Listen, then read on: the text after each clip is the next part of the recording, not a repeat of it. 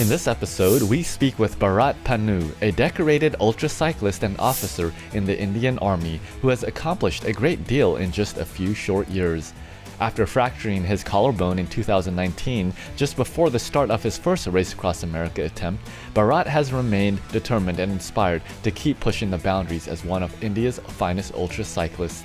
Some of his noteworthy adventures include Inspire India's Ultra Spice Race and Deccan Cliffhanger, the 2,200 kilometer race around Austria, the 3,000-mile virtual race across America in 2020, and a variety of Guinness Book of World Records, including the famous Kashmir to Kanyakumari route, which is 3,600 kilometers, traversing the country of India from north to south. I'm today's host, Justin Tu. Let's roll.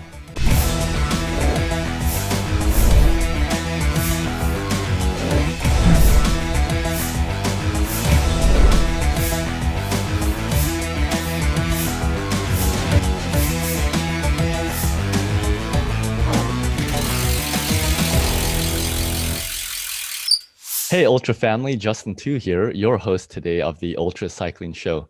Thanks for tuning in to this special episode with Bharat Pannu, an experienced ultra cyclist from India. His first ultra event was the Ultra Spice Race in India, 1,000 kilometers.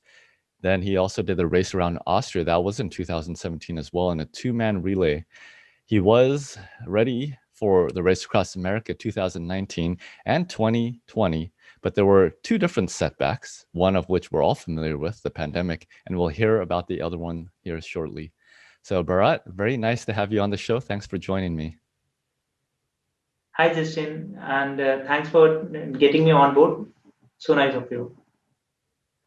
Yeah, really looking forward to speaking with you, learning all about your story. Of course, I've heard about you here and there from other guests that we've had on the show, most recently Hitendra Mahajan, who, in good news for India, perhaps not so good news for you, broke your record from Kashmir to Kanyakumari, and that was just perhaps a month or two ago, or a couple months ago, and that is 3,604 kilometers.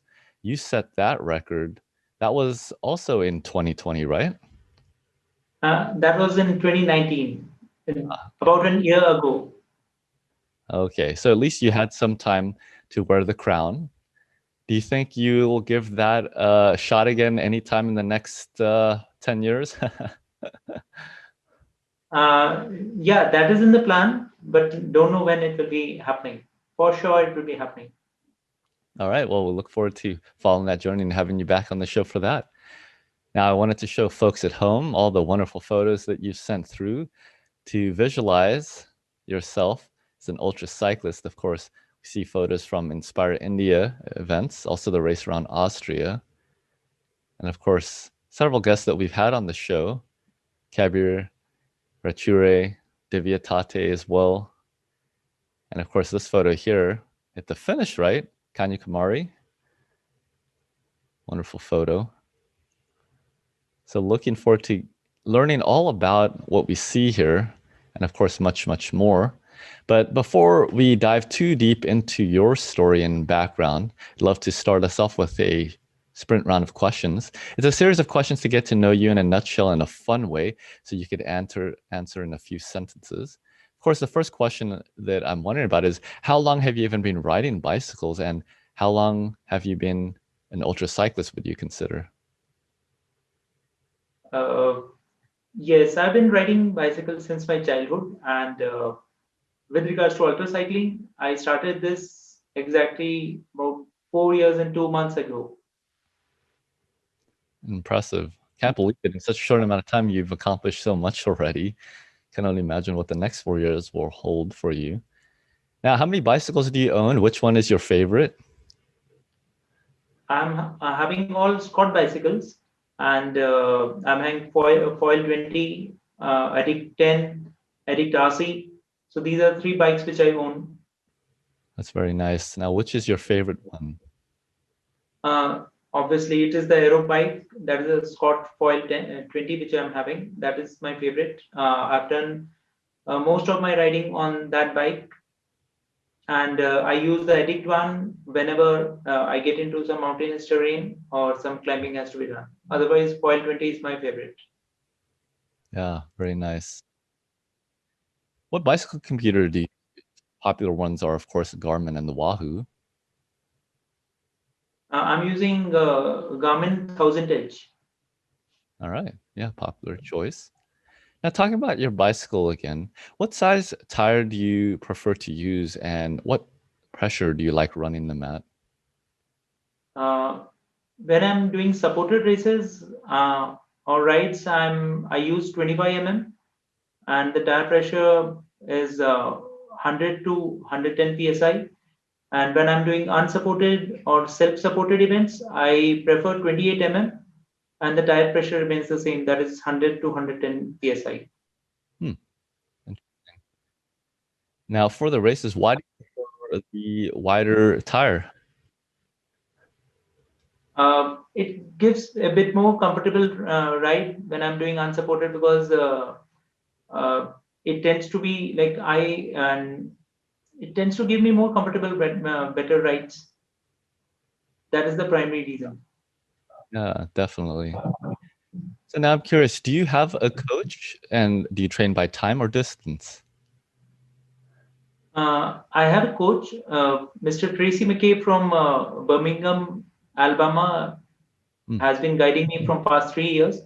The journey started with him when I decided that I'll be participating in Race Across America 2019. I was in US as a crew for a US team, Team C2C, which was the first blind team to do Race Across America in a team of 8.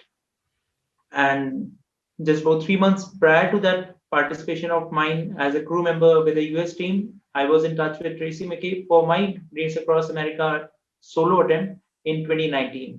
So it is about 3 long years with him, and the journey has been awesome. Yeah, that's always good to hear. Very cool. Now, I'd imagine you train with power and or heart rate. Do you know what your functional threshold power is? My FTP values at present is about 240 watts, and it has been ranging around this value only from past 2 years. Right. Very cool.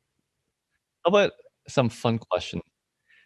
What is your favorite ride snack? What do you like to eat when you're on the bike? Watermelons. Oh, delicious. And how about your favorite ride hydration? I mean, I guess you could probably get a lot of water from the watermelons too. I use as a pre-carbohydrate mix, carbohydrate protein mix. I use Endurox R4, and there's an Indian brand of electrolyte, that is Energal. So I use these two, combination of these two for my hydration. All right. Sounds like some choices. Now, how about after a nice long hard effort, what's your favorite post-ride meal? Like, what do you crave to eat afterwards? It is a protein shake which is having whey protein, both isolate as well as normal whey, peanut butter, coconut powder, some amount of BCAA into it, some glutamine, and some water soaked almonds. So this makes a very good and heavy recovery drink for me after my ride finishes. Yeah, sounds pretty good. Now, in terms of terrain, what do you prefer riding, Bharat? The climbs, the descents, the rollers, or the flats? Rolling terrain. Hmm. Why is that? It gives me the speed which I love to ride, and it is challenging as well when I get the rolling terrain. The distance I use to speed up the bike and always try to go through the momentum on the climb as well. So that is too much fun. Continuous climbing is I love continuous climbing as well, but that is a bit monotonous. There's always fun to have some speed as well as challenge in the ride. Yeah, makes sense. Then, now how about descending? You know what your max speed down a hill has been? Are you comfortable going at high speeds? I like Downhill is not my baby. I ride always cautiously during downhills. I attain max speeds of about 40 to 45 miles per hour. and it is generally between 30 to 35 to 40, but I achieve 45 miles per hour as well. But I don't prefer generally downhills. I'm a bit more cautious. I prefer climbing. I can do non-stop climbing. That is like my forte. Yeah, I think we sound pretty similar actually. I don't like getting too fast going downhill either. What time of day do you prefer riding and training, Bharat? Yeah. I generally move out of my house at around 5:30 in the morning, and just if it is a shorter ride, I finish it by 7 or 8 in the morning. Otherwise, on the weekends, I generally go for long rides, which are generally 160 milers, 160 milers plus, and I do them. I come back by evening, so it like completely it takes my complete day. Right, right. Yeah, I think we're all quite familiar with that routine as ultra cyclists. Now, with all of your training, your racing, all the multi-years of preparation, I'm wondering, what do you think? Does ultra cycling require more physical or mental training and strength? It is more than 90% the mental strength which is required to do ultra cycling. Yes, physically definitely it matters, but after a days or 2 days of riding, the brain takes over and you are on your mental strength. Hmm. Good points you raised. Yes, yes, definitely. Especially for those multi-day events like you've done, Race Around Austria, Race Across America. Now, I'm curious, what's your favorite of event that you've done through the years? I know you've done a lot of ultra races. You've probably done some brevets as well. So I'll classify my favorite events into two events. One is the technical, and second is the fun. So the best technically that which we tested all our strategies for race across America, and it was very well executed on ground. So that event was Ultra Spice Race, which was held in 2019, Hmm. and the distance was 1,750 kilometers. That is around 1,000 miles. So that was the race in which the complete strategy of ours, as a team, was executed, and we got very good results. I stood first in that race. That was the icing. Otherwise, we tested all the things which we wanted to do in RAM, how the team will function, how the team switches will take place, how nutrition will be planned, my hydration. So all these things were catered in that race. The second is that the best fun race or the event which I had was the Kashmir to Kanyakumari Guinness Book of World Record, which was done in October 2019. So it was completely fun. We were not worried like how much time, because the main thing was the target in front of me was 10 days, and I was having got a lot of buffer in front of me in which I could break the record. I finished the event in 8 days and 9 hours, and that was pretty good. It was almost like I brought down the timing by about 2 days. So from day one itself, we were having good time. We were enjoying the journey. We were having good food to eat. We enjoyed all the delicacies which were available throughout the country from north to south. So, and we had good fun. We played music at night and used to dance on the road as well. So, like, it was completely fun, and that event was too good. Okay, Bharat, when you think of ultra cycling, who pops into your mind? Marco Polo, Christoph Strasser. So these are the persons who have been like I've been following their journey, how they have been riding for such long duration of times, and how their journey started when they initially got into the game. So they also had their setbacks, and but they didn't give up. They rose to the occasion.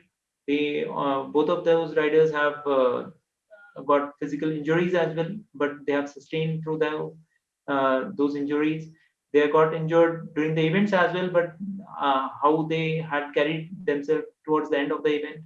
So all these things, a lot to learn from these two great athletes. Other than that, I've been following the journey of athletes in India as well, because we train in the same terrain and we have similar nutritional requirements. So all those things matter a lot for in case of me, because I'm coming from a country where cycling had not been pursued as a sport for from very long. So it has picked up a lot, in which role of Divirate is deserves a round of applause. Mm. And so I've been following Indian athletes as well, how they have been training, how their body has been performing, what the difficulties first they have been facing. So all these things amalgamate into a good amount of knowledge base and just progress ahead. Yeah, sounds like a very methodical approach and very helpful. It is true, as you mentioned, there's a lot happening and developing through the last decade, especially in India. Some photos that I'd love to share with everyone watching, particularly from the Inspire India events, of course, that you have done. Well, this is a very nice photo here at the finish line, and that is with Divya Tate, who we've had on the show before. She has a lovely story as an ultra cyclist, but also as a event organizer, and she's put on some very nice RAAM qualifier events. Do you remember which event this is? Yes, this is the unsupported ride which I had done in 2020, and I won the event uh, by finishing first. Yeah, Wow, congratulations. that was 1,750 kilometers ride. Oh, wow. That's a very nice long ride. And here's a nice one. Is this the starting line? It looks like the Ultra Spice race as well. Yes, you are right. It is the starting line. It starts on the Bogmalo beach of the tourism heaven in India, that is the Goa, and that is the finish point as well. We have a good bathe in the sea after the ride finishes. So that is the icing on the cake. Wow, that's fantastic. And of course, I see in this photo, there's also, I think, two other guests we've had on the show. This here in the orange on the right side, pink kind of orange color, is that Kabir Rature? Yes, it is. He's Kabir Rachure, the man with the beard. Yeah. And then here on, let's see, on the left side, second to the left, that is Srinivas Gokulnath, isn't it? Yes. Uh, so for everyone, like I'm at the center. Towards my left is Kabir Rachure, and towards my right is Srinivas Gokulnath. Yeah, fantastic. Both guests that we've had on the show, nice to hear their stories. And it's great to get your perspective on some of these events that you've participated in as well with them. I know there's always a lot of close camaraderie with ultra cyclists all around the world, but particularly with your own countrymen, of course, can't beat that. And I'm sure there's some healthy competition amongst all of you, strong Indian ultra cyclists. Other nice photos here. Of course, this looks like the Deccan cliffhanger, perhaps I could see from the backdrop there. Yes, you're right. That is 2018. Okay. Also a fantastic RAAM qualifier event that Inspire India puts on. Here's a nice photo of you holding up a medal. That is one of the best photos which have been ever clicked. That was at the finish point of the unsupported race, which happened in 2020. That is the Ultra Spice race. Mm. Yeah, so nice set of photos there. We'll take a look at more of them as we get going here. But would love to now turn our attention to more of your story, how you started, what led you to this point in your ultra cycling career, and what's ahead of you. And of course, the Race Across America is a big topic, and would love to hear about what happened with your first attempt. But let's first get started with your beginnings. How did you even get interested or involved or aware of ultra cycling? Was it a certain person in India, another ultra cyclist? Was there a specific event that you found out about? Or, were you a cyclist before and it was just, something that you heard about? Yeah, touching this topic, I was crazy about cycling since childhood, but as I started with my service in army, I did about 10 plus years in army. After that, I again came back to cycling, and that was 2015. So for about 1.5 years, I was exploring myself. I was trying to do longer rides. My longest ride was about 38 kilometers. So with that as a setting, I came to Nasik. Nasik is a place in central India, and it's near Mumbai. And there I met a friend of mine, Darshan Dubey. So he guided me, and he guided me in a way that, okay, there are much bigger events which are like 100 kilometers, 200 kilometers, and I got to know that people are doing 500, 600, thousands. There's a race known as Race Across America, which is of 5,000 kilometers. There's Trans-Siberian, which is 9,000 kilometers. So like my horizon broadened up, and I realized that if I have the potential, I should go ahead. I started with a 300-kilometer ride, and my timing was good. People appreciated me for that timing, and Darshan told me that you can participate in an ultra cycling race as well, which is conducted by Inspire India. So that, with that as a backdrop, the first ultra cycling race which I did was Ultra Spice Race 2017, which was a 1,000-kilometer race. That was the start point. I won that event in the 1,000-kilometer category. Post that, there was a craving inside me that I should go for more. I should go for more, and Race Around Austria was the answer. I participated in Race Around Austria, which is 2,200 kilometers, in a team of two in a relay format. And Darshan Dubey, who was the guiding force for me, was my partner in Race Around Austria. That was a successful event. After that, my craving to get more was increased, and I thought of participating in Race Across America. And being at the start point of Race Across America is a dream till now, because something or the other has been happening every year, and it is getting delayed. Let's see when I be at the start point of Race Across America. Yeah. For that next, but before then, I'd love to show a photo here. This one is at the Race Around Austria, and we could see both yourself and your partner. And this is, I suppose, towards the finish line, right? Yeah, that is towards the finish line. Yeah, I see some joy there to complete such a grueling event. I'm sure that was quite a challenge. What are some of your fondest memories of that Race Around Austria that you did? And perhaps even some difficult moments, perhaps? Race Around Austria, very good memories. It was the race. We were just not aware like what we are landing into. We were not adequately trained. The reason was that I had purchased my bicycle in November 2016, and Race Around Austria was happening in August 2017. After finishing the first ultra cycling event, which was held in January 2017, I thought of doing something more. So by February end, myself and Darshan got firm that we will be attempting Race Around Austria in team of two format. So we were having just five months in front of us for the complete training and planning, logistics, accommodation, travel. So all those, and we were not having a crew as well with us. So that was one of the biggest challenge. So this 5 months in front of us, we had to arrange a crew which could guide us how to go about it. We learned how the race happens, how ultra cycling happens, what all things have to be planned, logistics, accommodation, vehicles, what are the requirements of the vehicles, how that has to be taken care. We also learned from experience of others who had participated in Race Around Austria earlier. That's from India. And we also got in touch with few friends in Austria who had participated in that race and done that successfully.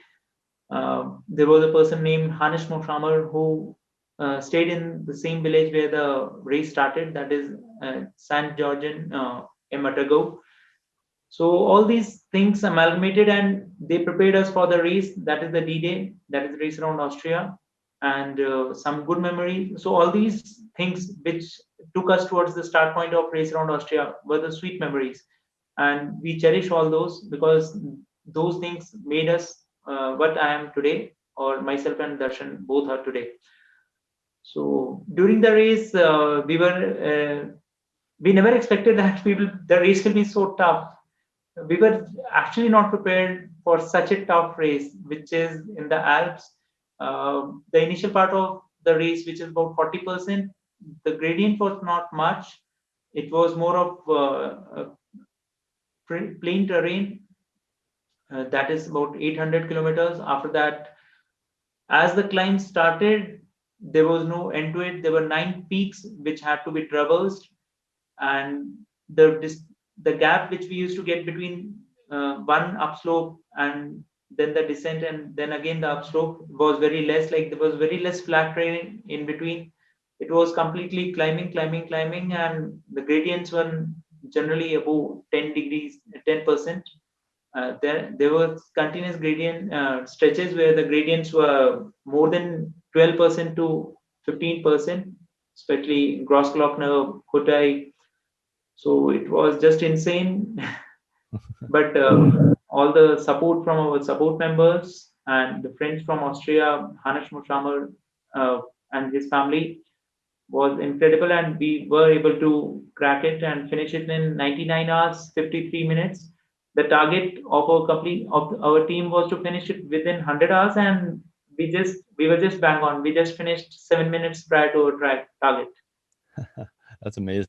Well done with that.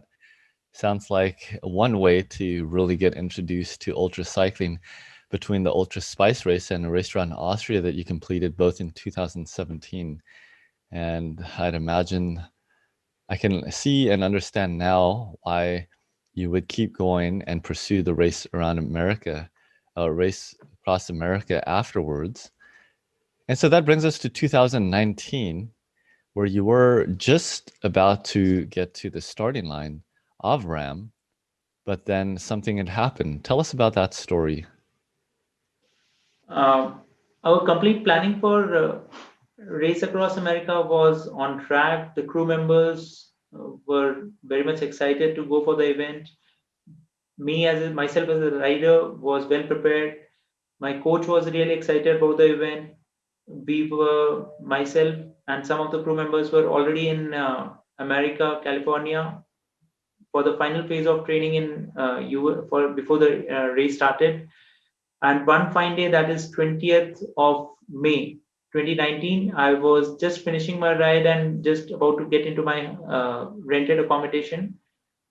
And I just flipped over my bike and just landed on my right shoulder, which the impact was such that my collarbone was not able to take the pressure and it gave away.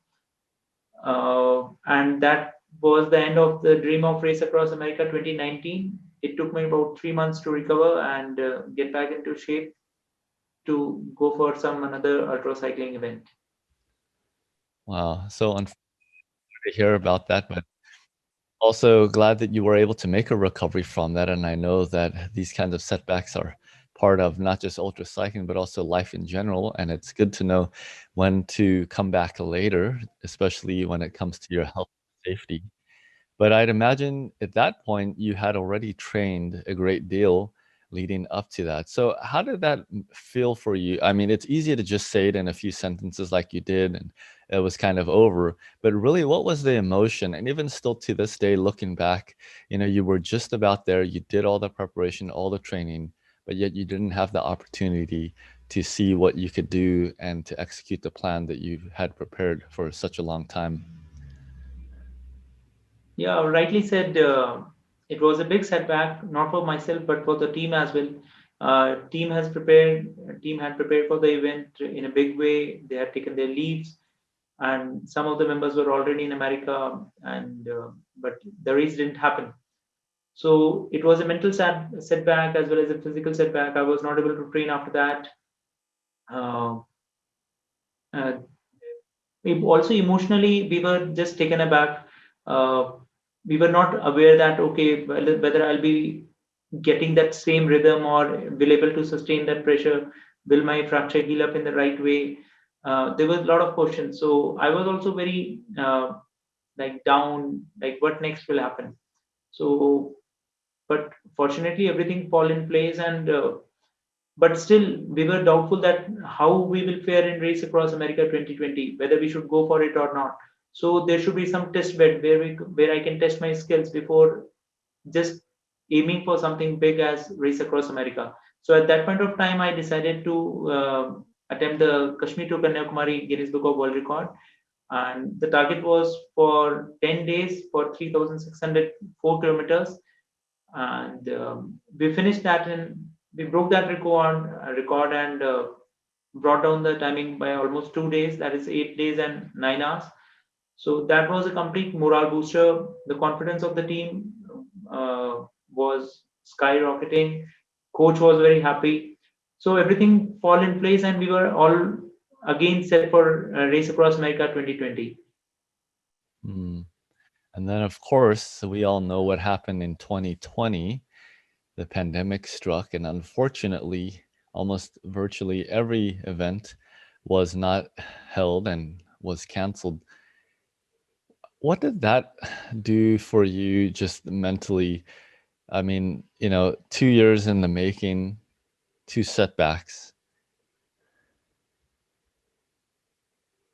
Yeah, so 2020, I would not consider 2020 as a setback because everyone is aware that the conditions were tough. Uh, it was it was challenging for everyone. So it was challenging for cyclists as well. Olympics got cancelled, Mm. so it was tough time for everyone. But still, there were virtual events which were happening, and Race Across America decided to go virtual, and the virtual Race Across America 2020 happened. I registered my complete preparations for Race Across America 2020 were there in place. We had already booked our tickets. The complete team had booked the tickets in February and March for the event, but post March we realized that okay, it is just not happening. On 4th of April, the official confirmation from Race Across America authorities came that the race is not happening. The training and everything was just got halted on its own. But within 5 to 6 days, that is 9th of April, the Race Across America authorities announced that there will be a virtual Race Across America happening on indoor trainer. And yes, that again revived the spirits. And we decided that the efforts will not go waste. We will give our best shot in the indoor training event. And the complete team did very well. It was something new for everyone. We were not aware that okay, what the results will be, how the body will fare during the course of the event, which is riding indoors for 12 days continuously, um, in an like it is a closed room, uh, on trainer. How the body will react, we were just not aware of what are the repercussions which will be happening. But we will go for that event, and we fared very well. We stood first in our age category and third overall. So it was a wonderful experience. Nothing can beat that. Oh, that's awesome. So I didn't realize you did actually end up participating in the virtual RAAM last year. Wow. Would love to learn more about that because 12 days on the indoor bicycle is no small feat.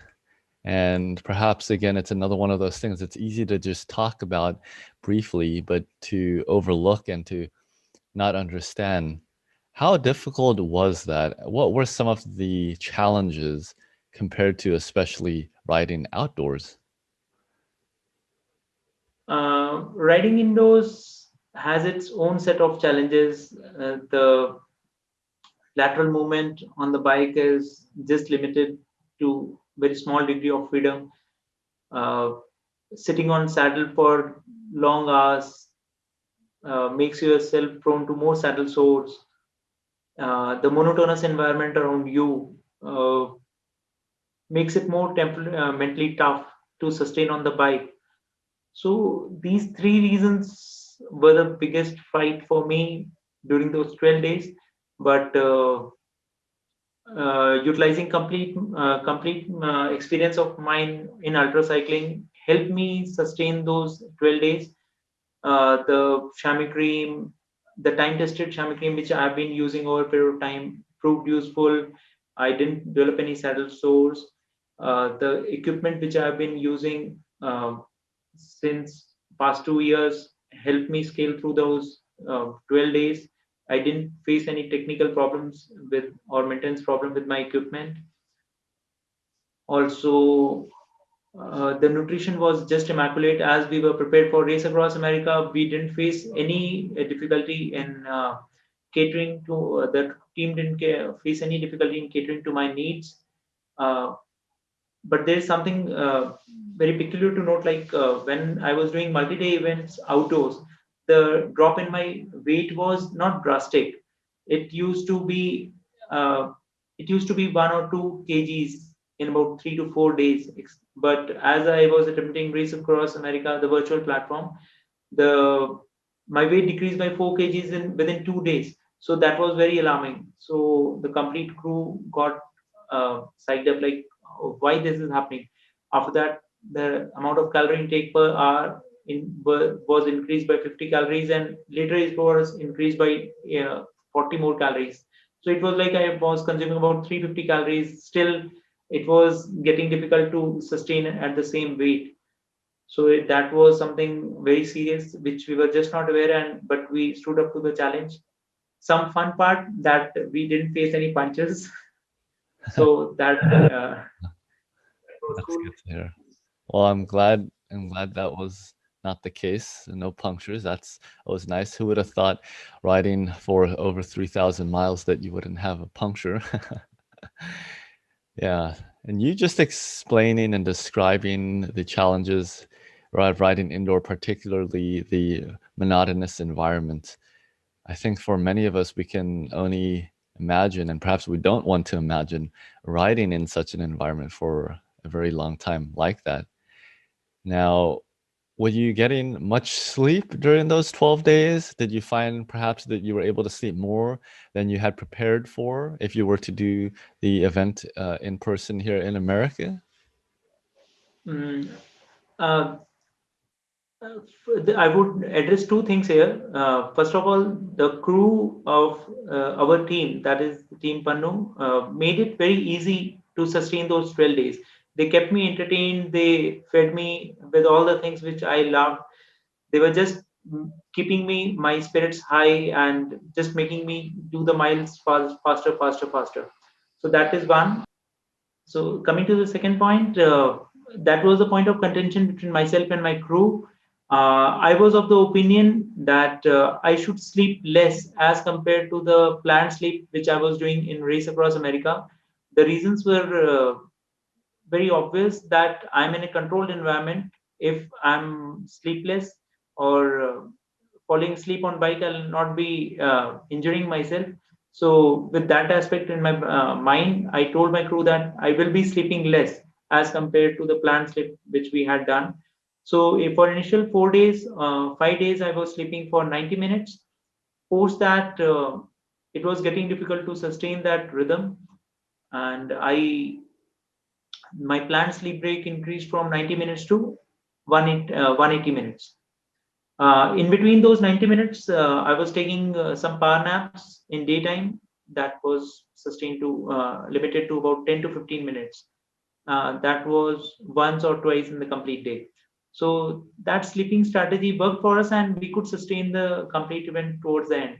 In later part of the event, also I took one odd day was sleep time was 90 minutes. Otherwise, it had been 180 minutes in the later part of the event. Right. A good point you make about the safety compared to riding on the road, that it is a controlled environment, so I'm sure that helps. And perhaps, there are some benefits and also disadvantages to riding such a long event indoor, but it sounds like, again, you were able to be successful. What was the most difficult part, would you say, of that ride amongst all the challenges? There is a rider from Brazil, Marcelo Mixerica. So in the initial part of the race, people were getting on top, coming down. I on day one I was riding at the 17th position. That was the last. Day two I came up to 14th and 15th. Day three was I saw myself closing towards 10th position. On day four I was in the single digit and I was at quote sixth or seventh. Day five and day six, I landed up at the fourth and third position. After that, our complete team decided that we should just stick to this position and just not get below this.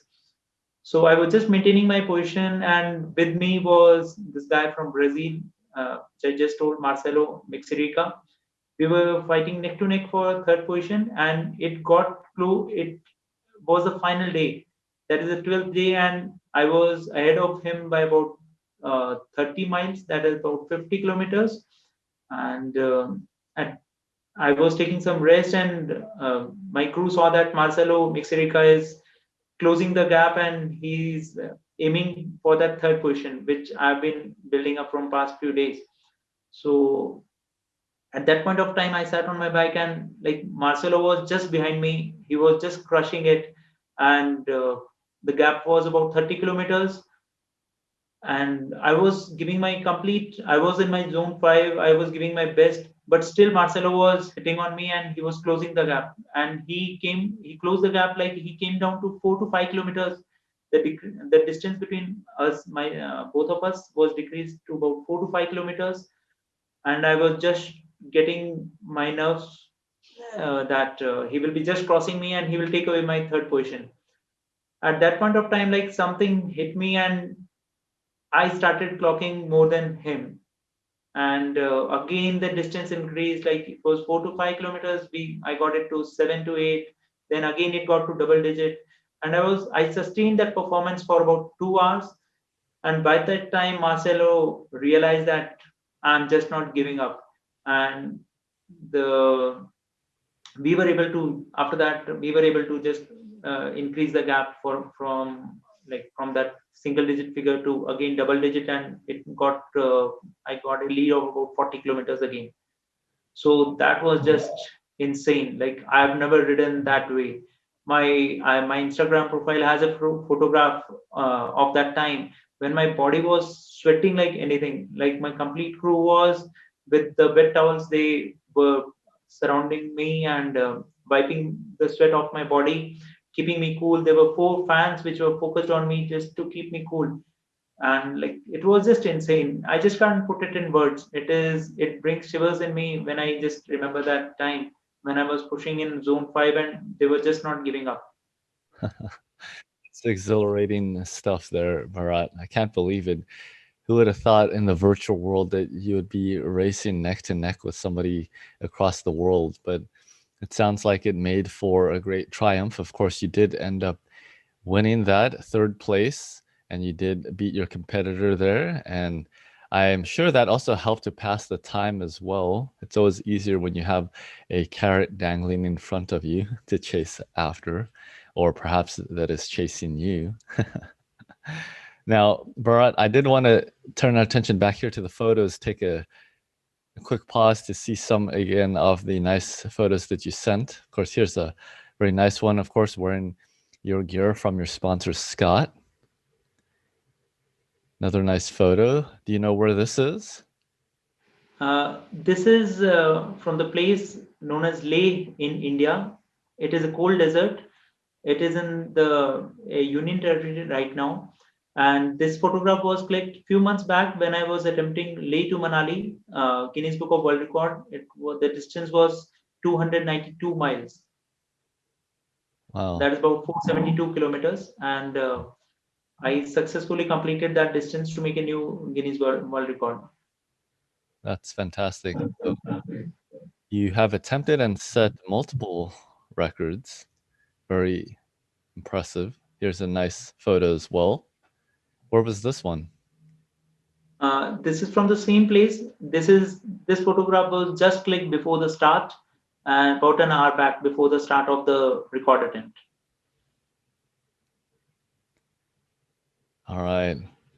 Who's this model here? Do you know him? Seems to be a Hollywood star. Yeah. Very cool. Of course, we saw this one, Race Around Austria. I found this nice photograph. Do you remember where this is? This is from my Guinness record attempt for Leh to Manali, which was done few months back in October 2020. Yeah. And I can't help but notice the terrain. The mountains looks very dry over there. Just to, I would bring out the facts. I had done like this event, with the distance seems to be short. It seems to be just 292 miles, Mm. but the event started from high altitude, that is 10,000 feet plus feet, that is Leh, and I had to cross four high altitude passes in the Himalayas to cover, not four, it is the five. It is five high altitude passes in the Himalayas to cross this distance. That's very impressive. The And highest of that being 17,400 feet. holy cow, that's insane. How did it even feel up there at such a high elevation? I mean, it must have been very difficult to breathe at that height. Yes, there was a complete new set of challenges which I faced during this event. I thought that I'm well prepared for such an event, but as luck would have it, the nature has its own challenges when you get down on ground. The temperatures in which I was riding was in degree Celsius was minus 12 degrees Celsius. That was just before the sunrise. I was like, my fingers, my toes, my feet were just freezing. It was freezing cold. It was something like I was riding in a deep freezer, and I can't escape anywhere. Uh, the crew was just frightened, like how I've been riding this complete night. Whether it was difficult for them to even just stand outside for 1 minute outside the car to help me with my hydration and the food. So it was also the road was, as you are aware that like it's high altitude, there's a lot of snow fall taking place. There's a lot of water flowing, open water flowing. So there were no roads at many places. Uh, Wherever the roads were, they were broken, and a long stretch at night was just I'm riding without any roads.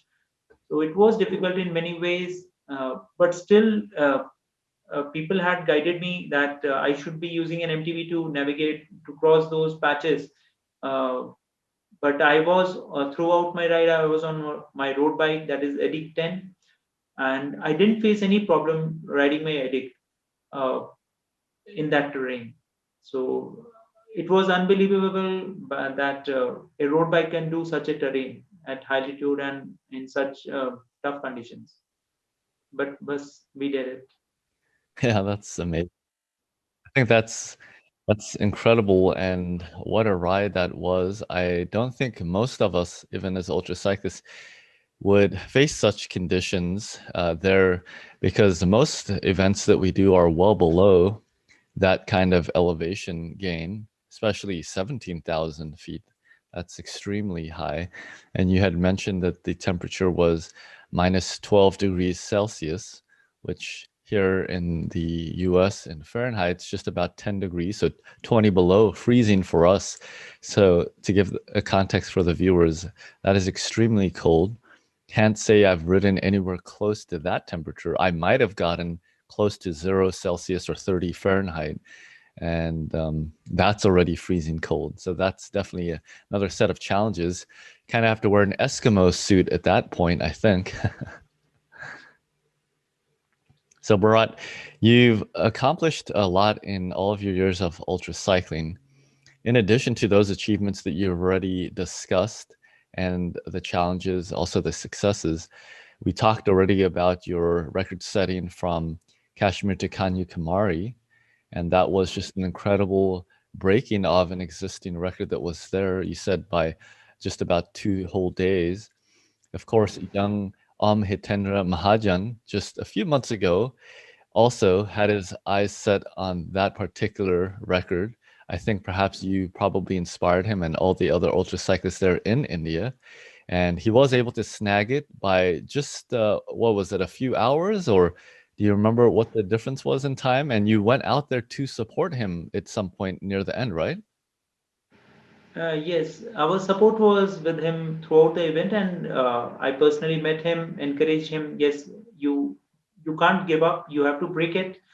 You have to prove that yes, you have metal in yourself. You can do it, and we were there with him. He broke my record by mere 2 hours, but those 2 hours seems to be like it seems to be a big time, because as such the record was set up in a very in a very tight time condition. Seems like if anybody in US sees that a distance of about 2,250 miles has been done in 8 days and 9 hours, or say Om has done in 8 days and 7 hours by breaking my record. So it seems to be quite easy, but I would mention here that the conditions here in India, the riding conditions in India are a bit tough. The traffic is a lot. We have to be cautious in day as well as night. The city traffic is such that it decreases our speed. There are a lot of traffic jams in between happening here and there. At times, life is at risk. We have to take care of ourselves. Uh, the conditions, weather conditions also play a big role. We have to start our ride from Srinagar, which is having 0 degrees Celsius temperatures, like freezing cold when we start. When I started, same Om also faced the similar conditions when he started, and the finish point is next to Indian Ocean, that is Kanyakumari. So we have to ride through the complete terrain, which is starting from freezing cold in the central part of India. It is quite hot, and down below in south, it is hot and humid. So we see all the weathers and all these difficult things which en route. Uh, it gets difficult to break this record, and 2 hours seems to be very less, but it gets to very big when somebody attempts such a record. That's I could just imagine. And in our interview with him in a previous episode, did describe some of those challenges that you had mentioned as well. And I could just imagine that with those conditions in India, the terrain, the temperatures, the humidity, the heat, that all makes for a good development ground for the ultra cyclists there, of course, with Inspire India events, but also just for all of the crazy expeditions that all of you are putting yourselves through. And it's no wonder that a lot of Indian ultra cyclists have been signing up for things like Race Around Austria, the race across America as well. How would you compare conditions in the Race Around Austria, for example, compared to many of the conditions which you faced in India, and even perhaps thinking of the Race Across America, when one day you will be able to ride yourself, but I know that you have been a part of a crew there, so you're familiar with the conditions. Does it seem like a walk in the park for you, given all that you've done at the high altitudes, through all the heat and humidity? Uh, nothing like that. There are different set of challenges each race possesses to us, and we can't undermine those challenges. It will be foolish to do that. Um, like Race Around Austria, it is a heaven for cycling. Europe is considered as heaven. People respect cyclists like anything. They just stop their vehicle. In 4 days of riding, I didn't hear a single horn that I'm riding slow and I'm disturbing the traffic. People respect the cyclist. When people are aware that Race Around Austria is happening and the riders are passing by, they keep track of them. When I was riding, I found multiple individuals on road cheering for me. They were writing, "Welcome Indians, Namaste Indians. You're doing very well. Go for it. Just crack it." So also these sort of messages on the road. They've painted the road at places. They are holding the banners. So such a love, if we receive in a foreign land, like it's just amazing. Just can't believe it, and I would love to do such a race a number of times. Coming to Race Across America, the conditions are similar there. People love cyclists like anything. The traffic is good. They respect cyclists, and as compared to India, riding in Europe or America, we just have to focus on our riding. We just have to see straight that okay, there's no some obstacle right in front of us. Uh, we are just not concerned from the left or right. We just have to focus straight. So that is one thing, and it's always fun to ride in India as well as outside, because we have got used to riding in India. So if we are like riding in US, at times we miss India because we just have to focus on riding our bike. There are many challenges other than that in India. So we just love that part as well. That makes our journey more interesting. We never get bored in our cycling when we are riding in India. Yeah. This is the problem in US, that if we are riding in US, we get bored because it is so monotonous. There are no challenges. Nobody is disturbing us from left and right. We just have to. Yeah, that's funny, but also true, I guess, when it comes down to it. I like what you said in the beginning of your answer that, you don't want to take it for granted. Every event has its challenges, and it's so true. And of course, even the most experienced racers sometimes make mistakes, and particularly when they lose that focus, it is important, especially out there in Mother Nature, that anything can be thrown at you, any kind of setback, any challenge. And even if you have a large lead, until you cross the finish line, it's not all said and done. So it is important to stay focused. And it sounds like that's the mindset that you've developed. And it explains why you've been so successful in all that you've done in really what is a very short amount of time that you've been an ultra cyclist, that you've ramped up so quickly and have developed the physical capabilities. But as you said earlier, 90% is mental, that somehow you were able to develop such incredible mental endurance, strength, stamina to push through extreme conditions and extreme difficulties. So well done, Bharat. It's very inspiring to hear your story and also to see your photos. I think here is a nice photo that actually goes very well with what we were just talking about. And it was one with a quote that you had posted, and also, of course, with one of your nice bikes there. I don't know if you remember where that is. Perhaps it was in one of the Inspire India events, but the quote says, "Pain is an indication for introspection and correction. It is never a reason for shying away from the target." Why don't you talk a bit on that subject? What does that mean for you? As an ultra cyclist, I've seen my set of challenges. Everybody has got their own challenges, which they have overcome. Um, I've not met even a single cyclist, accomplished cyclist, or a cyclist who's aiming for something, that he has not faced physical problems. When I consider take myself into picture, I've faced three big problems which just held up my progress. In like I was just not able to move ahead. It's difficult to believe that I raced Race Around Austria in sport shoes, because my body, like I was just not able to get into the cycling shoes and ride. I used to develop knee pain. My right knee used to pain like hell, and I was just not able to ride with the cycling shoes. The max amount of time which I used to ride with the cycling shoes on was about 3 to 4 hours. Post that, the pain in my knee used to be so much that I was not able to ride. I was not able to find the reason for about 1.5 years. So that thing was very difficult to overcome. But yes, if you are stick that, I used to always start my ride with the cycling shoes, and with time, as it used to pain, I used to just remove it and get onto the sport shoe. So, but after 1.5 years, I was able to ride with the cycling shoes with some corrections. Uh, there's a gentleman with name Chris Howard from uh,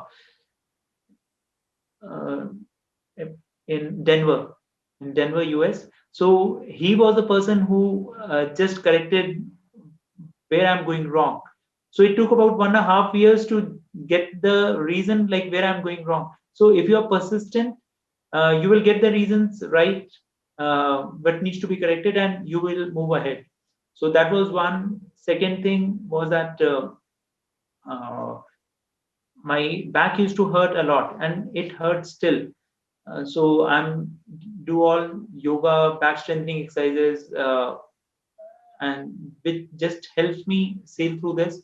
And my lower back is still a problem, but I'm confident that yes, with continuous yoga and all the exercises, I will be able to sail through this as well.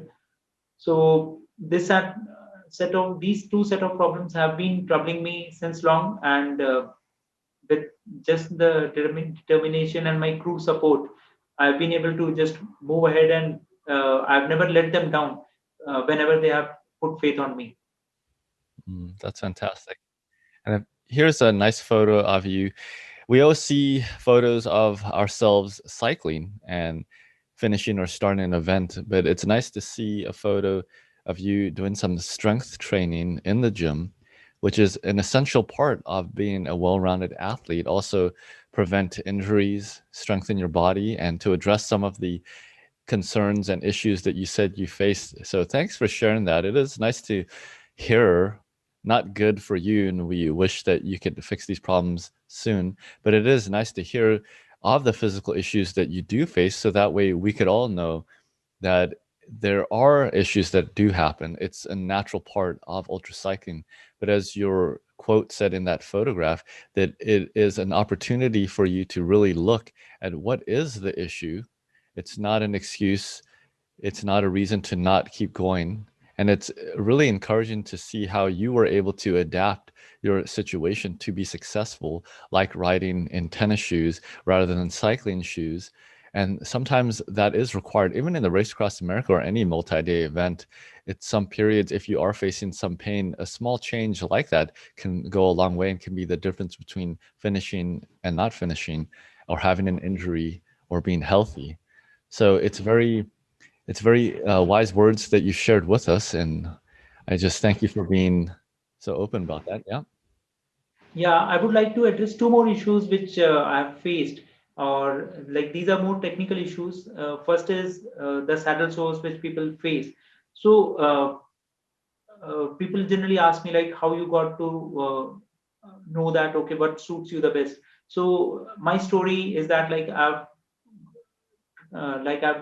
in my complete journey I've tested about 8 chamois creams, and out of those 8 chamois creams only one has worked for me. So it is just a trial and error, and when you can visualize like how tough it had been for me, that I have to do some event and I have to focus use that only single chamois cream, and I'm not sure whether this will work or not. So it took me a long time to just get fixated to one chamois cream which worked for me, and that sustain now I can sustain for any amount of time on my bike. I just have full faith on that cream, and it can help me sustain. Second, with that chamois cream as well, I like my saddle was giving me a lot of trouble. I was just not able to find the right saddle which will help me sustain those multi-day events. So I was aware that what kind of saddle I need, but I was just not able to find that right kind of saddle in the market. I got in touch with Shane Shane Page from Dayton in Ohio. He had a solution to this, and he was having this physio saddle, which is like specially designed saddle for narrow people who require narrow saddles. So that physio saddle worked well for me, and from past 2 years I've been riding on just physio saddle. I don't change any saddles uh, throughout my event. I'm only on one saddle, and that works wonders for me. Yeah. All important to consider as ultracycling. So thanks for sharing your experiences. And even as experienced as you are, it's important to know that there's always opportunities to grow and to make improvements. And even though you've only ridden for a very short amount of time in ultracycling, you've done so many miles and you have faced so many challenges. But even still, in recent times, you've been making adjustments to be more and more successful. And that's how we can continue to improve as ultracyclists. So we're looking forward. I know that you were preparing a lot for the Race Across America, I'm sure the last 2 years in 2019 and for 2020. And I could just imagine with everything that you learned from each event, each world record that you set, each adventure that you undertake, that you're just learning even more that'll help you to be even more successful in the Race Across America. So we do look forward to following you. A final few questions for you, Bharat, as we conclude our time. I wish we could speak for many more hours, and I hope one day we can meet and have those nice conversations, perhaps on one of the ultra events. But I'm just curious to know from you, what are your tips for people wanting to get started with ultra cycling? It is just one line. Set a goal for yourself, and a goal without timeline is no goal. So set a goal for yourself with a timeline. Mm, that's some very good wisdom there. No excuse to not remember that one. It is very important. So talking about your goals and timeline, what is on your bucket list for the future? I'm sure the Race Across America is still there. Is it in the plan for 2021 or 2022? Right now, we have not decided that we'll be attempting 2021 or we will be postponing it to 2022. The conditions are still fluid. We are just not aware that how international travel will be taking place this year. There are a lot of restrictions. People going there and getting stuck. That is one issue. People coming from US to India getting stuck here. So that is an issue. So I don't want to land up in a situation where just not me, my team also gets held up here or there. So that is one factor which is just not allowing us to take a decision right now. Let's see how things develop in coming months so that we will be able to take a decision. Yeah, it's difficult, extremely fluid and unfortunate, but it's great to see athletes like you still training hard and doing all kinds of things like setting world records. I'd imagine you're in pretty good form right now as you kind of prepare yourself whatever may happen this year. How many hours a week are you currently training?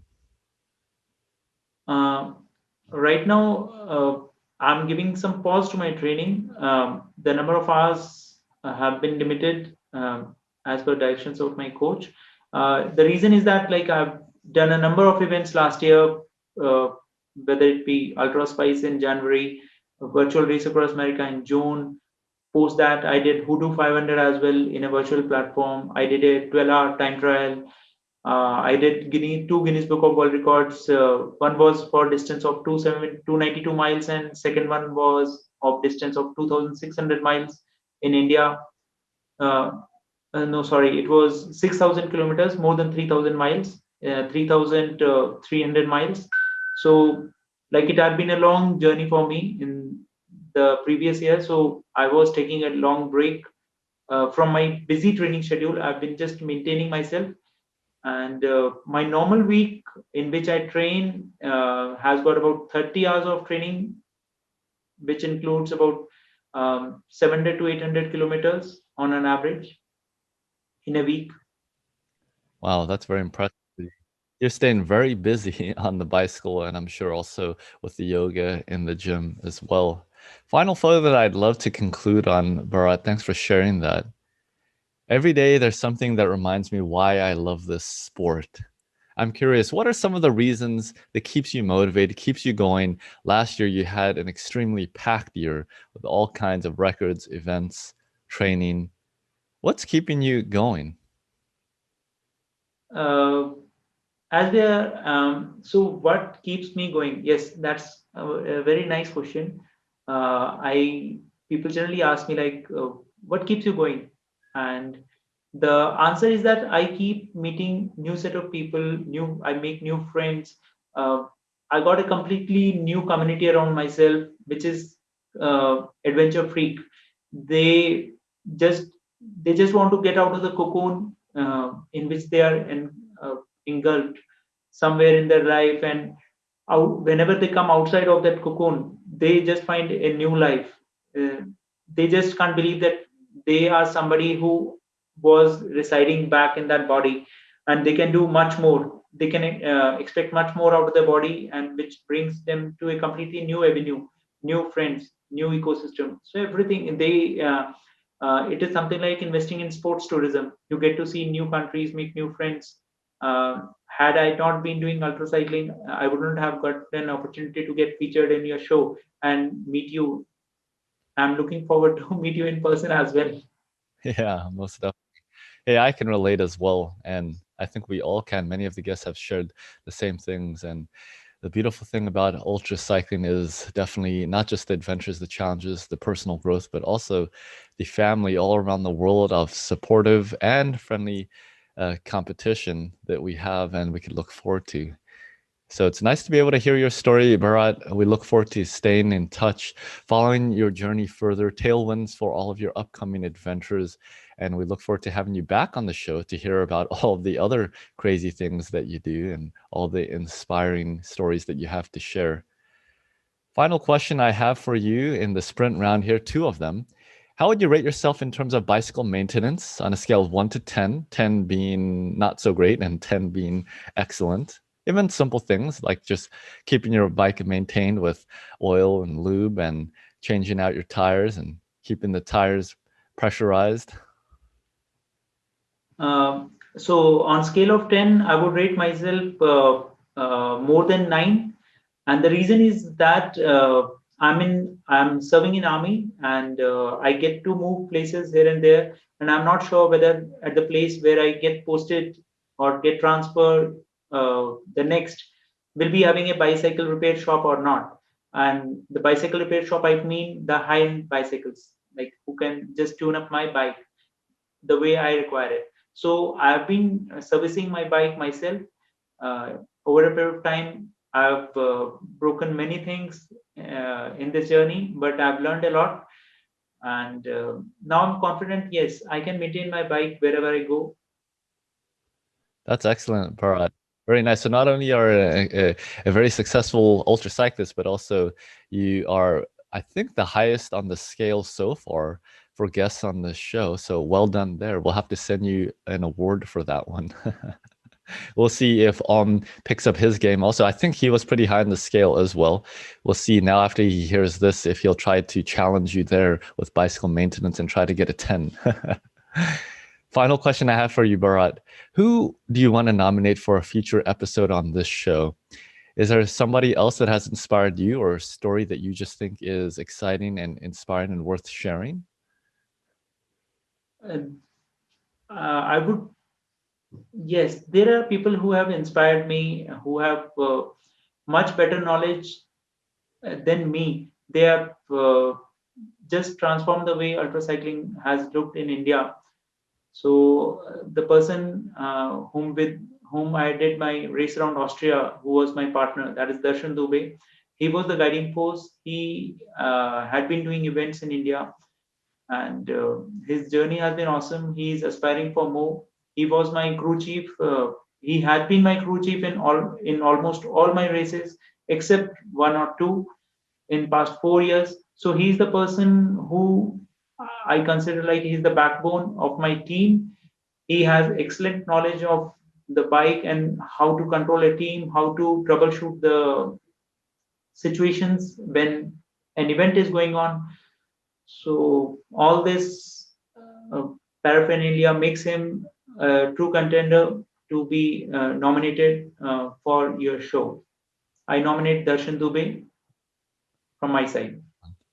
Yeah, look forward to hearing his own story and also hearing all the dirt he has to share and the inside jokes about you and all the events that he's helped crew you for. No, I'm just kidding, but I'm sure there's many wonderful stories and great memories there that you have both shared. So we'll look forward to hearing from him as well. But Bharat, again, it's been such an honor and a privilege to have you on the show, to have this short amount of time to chat and hear a bit of your story. I just can't believe that it's only been a handful of years that you've been an ultra cyclist. And so I personally look forward to following your journey. Best wishes for all of that and good luck in 2021. I hope the events can be on so we could see you in action, and really look forward to having you here in the States for the Race Across America, either this year or next year. And I hope I could see you there at the starting line. But until then, take care, tailwinds, and happy riding. Thank you so much. Thank you so much, Justin. It was lovely talking to you. For everybody there at home watching, hope you enjoyed this episode with Bharat Pannu, very successful ultra athlete. Follow his journey. I did actually want to show how you can. You can go on his website, of course, bharatpannu.com. There's all kinds of interesting things to see there. And you could also check out his story that he's written up if you'd like to learn more and get in touch with him. Of course, a very successful athlete. You can follow him on Facebook. Here's his personal page. Just search for Bharat Pannu. Also his fan page, all kinds of inspiring quotes, as you've seen earlier, that we shared, and other stories and adventures that you could follow if you'd like some inspiration for your own adventures. And of course on Instagram as well, Bharat_Pannu. Again, wonderful photos, all the great adventures. We all need inspiration in our lives, and I hope that this has been for you, to sharpen you, to encourage you. Even through the difficult times of this pandemic, I hope that Bharat's story could push you forward and propel you to great lengths. And I hope to see you at the starting line of one of these events with Bharat in the near future. Until next episode, though, keep spinning ultra, everyone.